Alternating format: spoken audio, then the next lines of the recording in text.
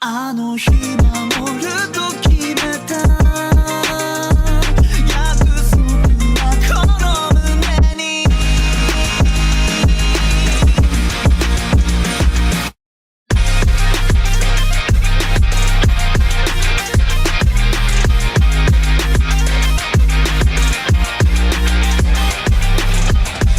全てを失うこと Hello everyone, I'm Ken Reels and welcome to This Anime, the podcast that talks about anime past, present, and future, all with the exclamation of This Anime.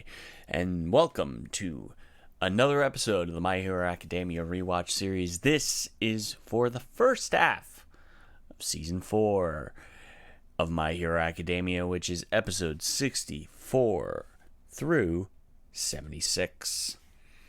And yeah, no, this is the big one. This is the arc that took a literal year of manga and condensed it into 12 episodes. Put that into context. What took a year of manga was condensed into 12 episodes. You can probably think that a lot of stuff got put on the cutting room floor, and you'd be right, but at the same time, it is well paced, it is artistically done. I'm not saying it is perfect, don't get me wrong. There are some things that are, some could argue, show signs of we are cutting corners because we need to get the anime out, and we have a movie also in production at the same time.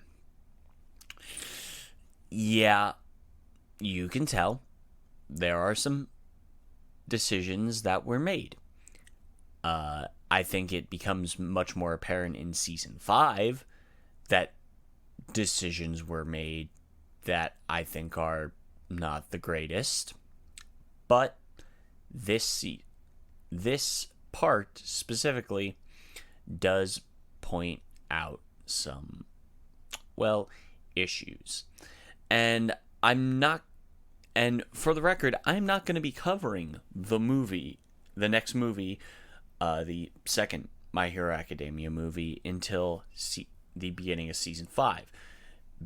Basically, Season 5 is going to slam both movies together. I'm going to do the first one as in the first half with the first half of Season 5, and the second one with the second half of Season 5. Basically, that's how I preferred to put it, because technically speaking, the way Season 4 does technically give you some context for one of the characters, but one of the major characters that sort of is introduced in the second movie doesn't appear until Season 5. So we're going to be taking the movie and not covering the movie that technically aired while Season 4 was being produced and put out. We're not going to touch that movie until after Season 4 is complete. But yeah, no, this is a arc that made me fall in love with My Hero as the manga. Like, fully committed to following the manga as it was coming out. While Season 3 was airing, this was being done in the manga. Like, this specific arc was being done in the manga while Season 3 was coming out. And this is one of the key arcs in My Hero. It's not the key arc. That's not coming until actually Season 6. The next key arc, in a way. But this arc is essential. This is one of this arc has a moment that, if you haven't caught up with My Hero, you should catch up with My Hero kind of situation where Deku shows off a really cool ability, aka he gets to use One for All at 100%. And yeah, no, it's friggin' insane. Like, absolutely insane that he gets to throw 100% of his power. And you can tell, it's like, okay, he gonna be crazy when he hits 100%. Actually, like when he can actually hold 100% in his output, as it were. But we also get introduced to a couple of characters. We get Kai Chisaki, played in the dub by Kellen Joff.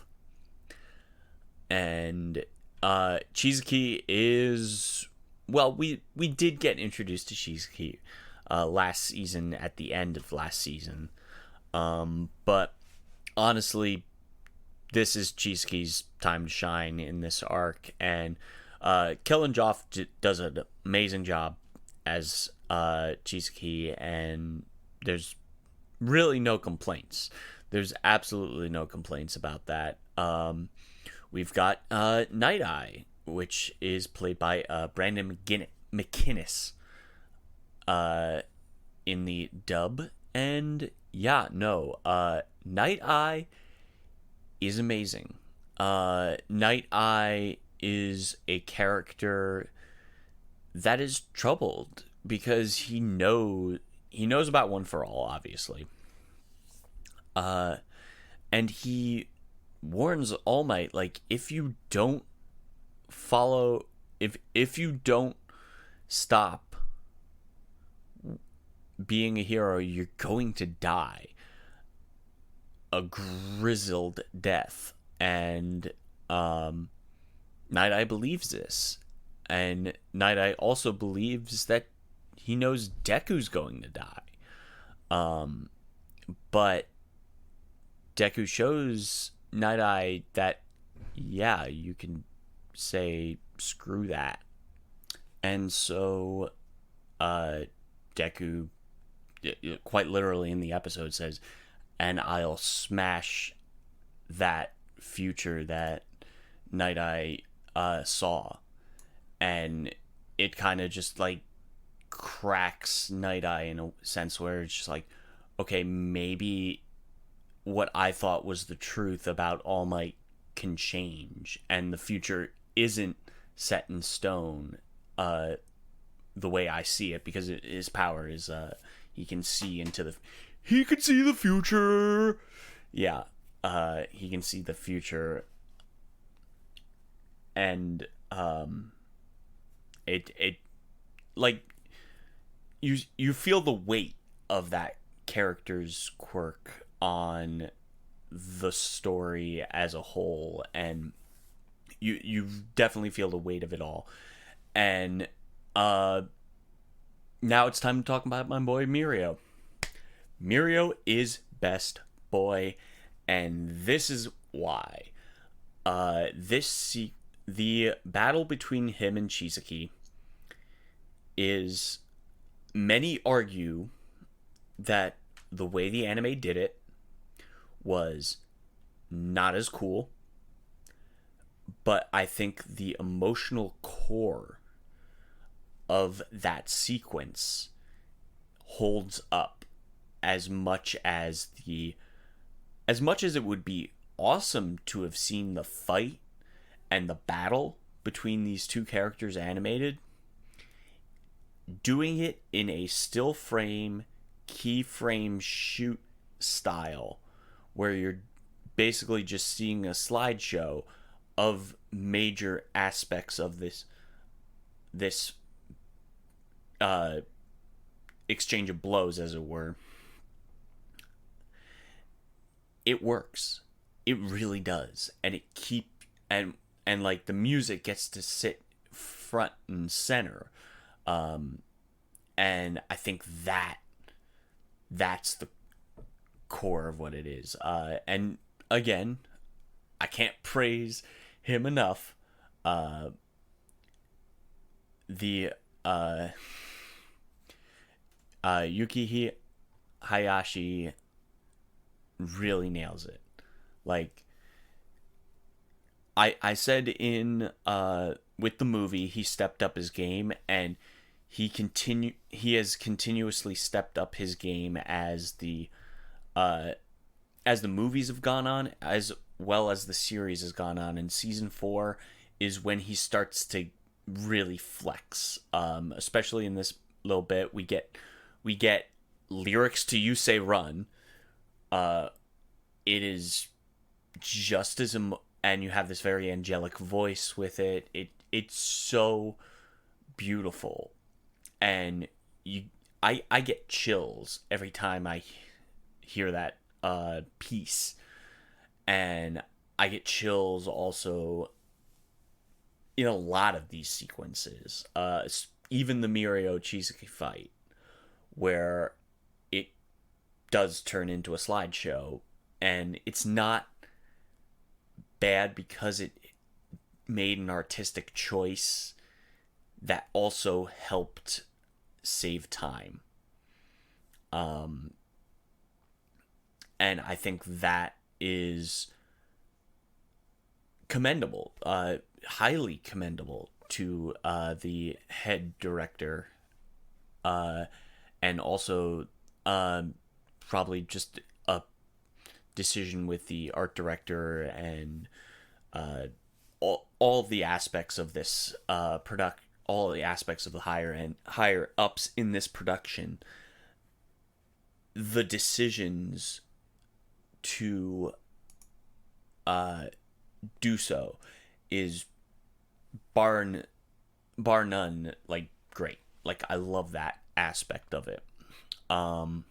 And yeah, no, this is one of the better series, and I super am happy with it.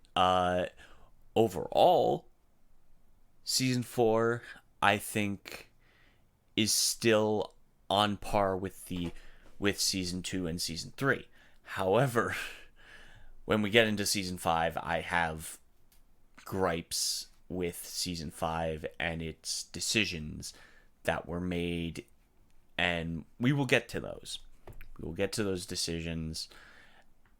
But no, overall, season 4, this first half, this overhaul arc, as it were, is awesome. We get some great moments with Kirishima.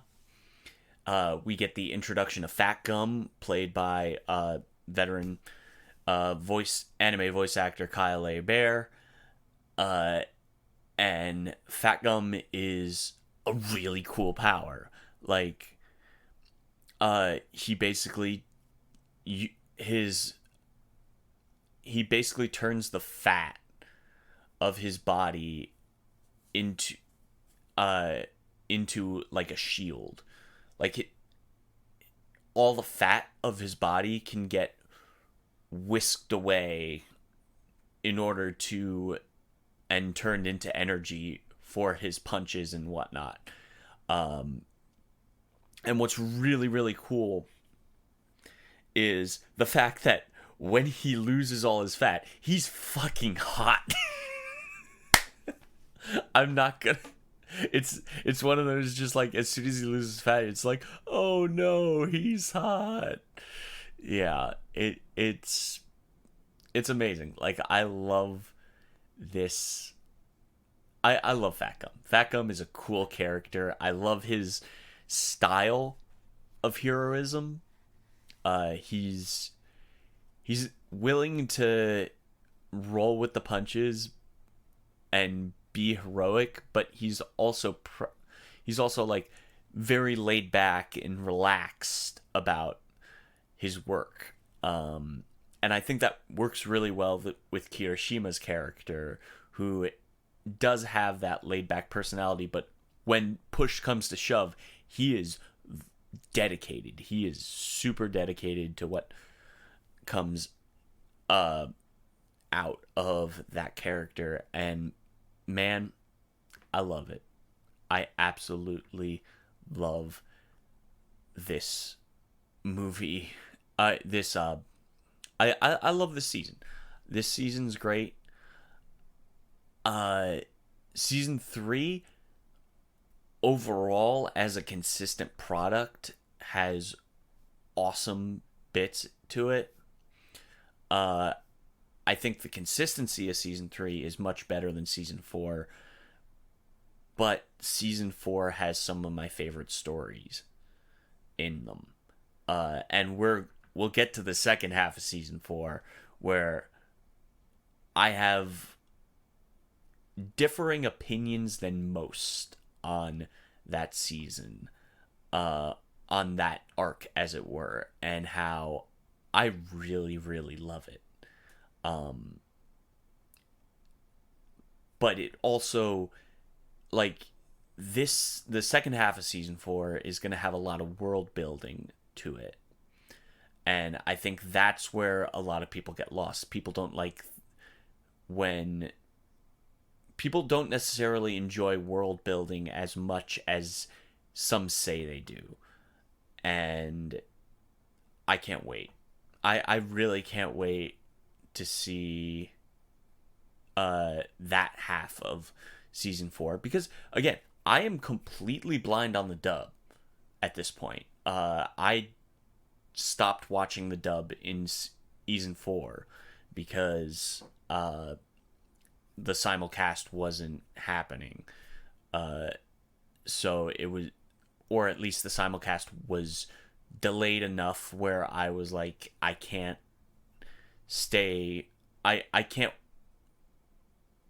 wait to watch the dub of this. So I'm seeing the dub for the first time starting with season 4.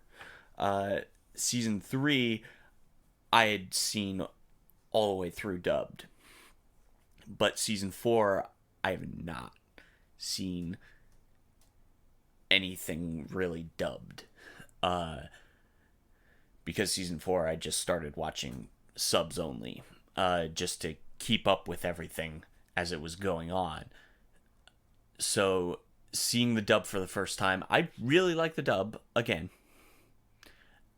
Funimation or Crunchyroll as they are now do great dubs. There's a level of consistency with their dubs, especially with big shonen properties like this, where it's kind of a non-issue. You're going to get a decent, if not good, dub out of them for anything shonen, anything big, high profile like this. And yeah, no, season 4, the first half of season 4 is great, and I'm looking forward to sitting through the second half of season 4, and that is what we'll be covering next time on the show. So for This Anime, you can follow This Anime Podcast everywhere. You can follow This Anime Pod on Twitter. I'm at Ken Reels. ThisAnimePodcast.com is where you can find the episode posts, as well as links to every possible service that we are on. If you have a podcasting service that you prefer, most likely we are on there. And if you are listening through those services, like, rate, review, whatever which thing that exists on, whether it's a like or even a rating, or just commenting like it is on iTunes or Apple Podcasts. And yeah, no, I'm looking forward to the rest of the catch up, and as we lead up to season 6 in October. So plus ultra, everybody, roll that outro.